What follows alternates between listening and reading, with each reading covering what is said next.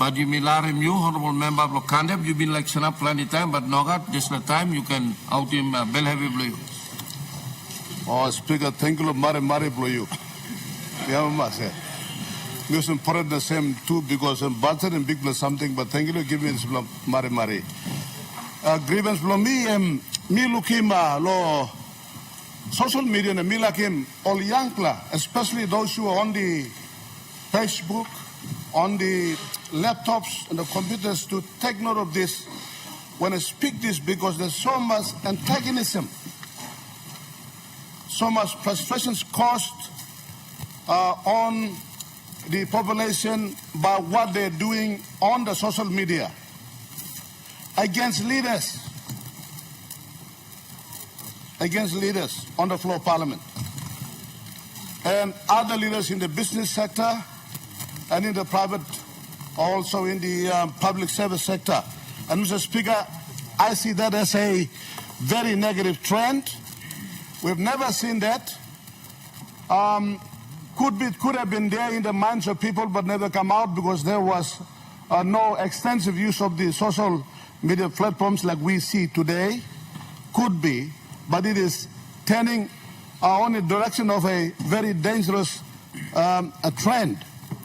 For instance, let me be blunt, and probably I am the first to, I'm the best example to use, and then I'll probably mention other leaders.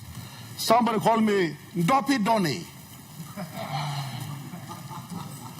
Well, I tried to look up in the dictionary to see what Dopey means and what Donny means, because my name is Don, but some young fellow sitting behind a social media writes my photograph. I've got his handsome photograph of me with my cowboy cap on. He puts it on there, and I'm very happy that I see my face. But in front of it writes in big bold, Dopey Donny. And then another one writes, Dopey Donny Donkey. Well, I sing my song with my grandchildren. Father was a donkey, mommy was a dummy. I do sing those songs. It's funny to me. But then I look at other documents or Facebooks like this floating around, and I see they're mentioning ministers and leaders now.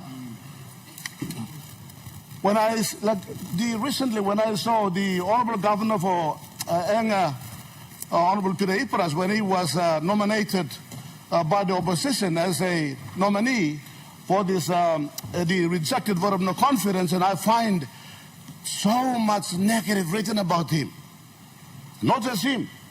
I've seen so much written about Rainbow Piter. Not just him.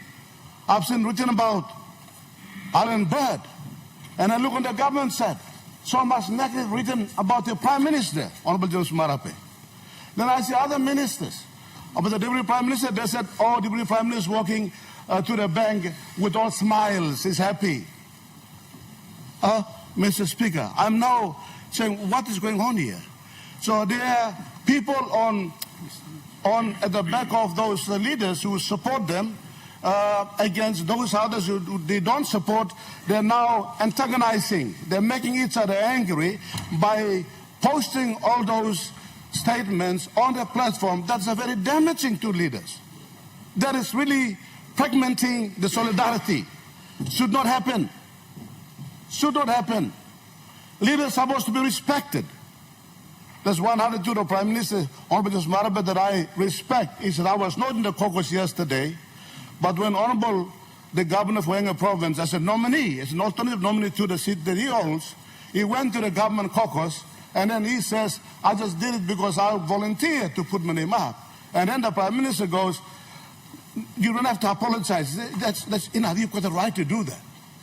I think that's a good spirit. That is the kind of respect that should be given to those leaders who exercise their rights. There should not be hatred. There should not be antagonism. We should not be putting those negative, defamatory statements on leaders on the floor of Parliament. I want young Papua New Guineans to understand this. Probably you're working for one member of Parliament, or for a group of people, or for a government, or for opposition, or for anybody doing that. But what you're doing is destroying the country because you're destroying the leaders that are leading you, leading the nation forward. Another example I've seen is Let me blunt also. The honorable member for Yalbupang here, he had a family problem. And all of us have family problems. I fought with my wife too, and not that we box, but we argue and we talk. And it's just that I'm lucky that my wife doesn't drag me to the courts. Because my wife she's very understanding of problems. She's not dragging me to the court. But then I find some leaders, they face some challenges, and the wives are different. Then I see people quickly saying, oh, see, you are this, you are that, and they try to go into the family affairs. And I said, those are not good things to do. Because every human being has their fallacies, they've got their failures, they've got their defects. We should try to build each other up, not destroying each other. You look at what the Indians do. Mr. Speaker, the Indians, when you see them in any parts of the world, you go to an Indian town. That's Indian town. You go to Singapore, that's an Indian town. There's a Chinatown also, similarly on the other side. Why? They do the Chinatown or Indian town. Because they support each other. Those that are there in the upper echelon of business or public service, they try to support those that are struggling underneath. They do not badmouth each other. The Chinese do the same thing. The Europeans do the same thing. It's in this country that we try to cut each other out. See, we should not personalize. We should be happy people, supporting one another. The main common goal is that we progress forward as a nation to transform ourselves to become better. So I'd like to ask all those young people who were using those platforms to abort it, if the people were supporting them and helping them to do it by buying flex cards and mobile phones and giving them, I'd like to urge all of us to also stop that. It is very negative. We must be united. We must not be regionalistic. Neither should we be provincialistic. Or we should be supporting ethnicity. No, we should be one. It doesn't matter where you come from. The best of us should be leading this nation. The best. The best must be put in the positions of secretaries and MDs and so forth. The best among Papua New Guineans must be in the front line. So you lift the profile high. But what you're doing now is you bring it so close, so low.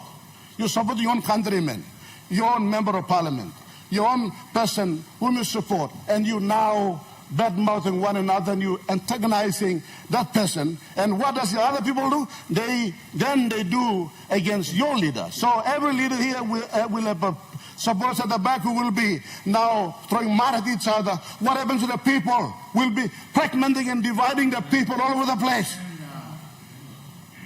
Young people, stop this. And if leaders, any business communities, and if public servants, whoever, supporters are doing this, stop it. Because we must see the common good of Papua New Guineans. Oh, Mr. Speaker, when I see things like this, it really hurts me because there must be love for us to progress forward. You cannot progress a nation with hatred. Hatred cannot progress this country forward. It only decays. Hatred brings to decadency, deterioration, corruption. It destroys. We don't move forward. We must have love, peace, happiness, even in challenging times. Let's be happy. Even when it's so difficult, let's be happy. Even if you're not Christian, just let's be happy.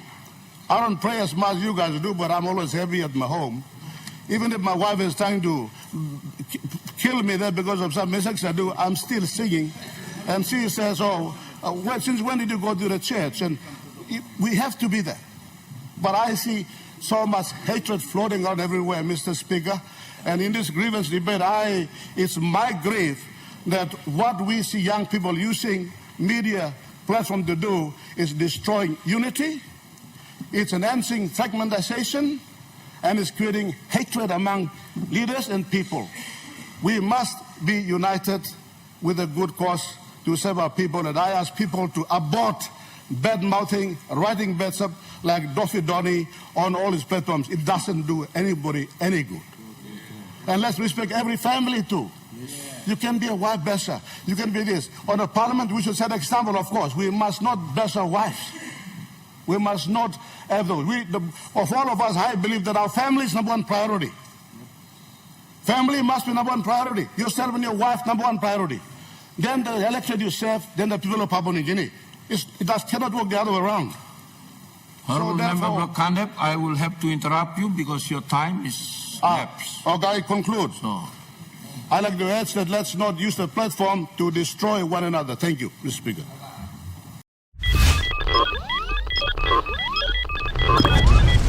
Proudly brought to you by NCL Tech.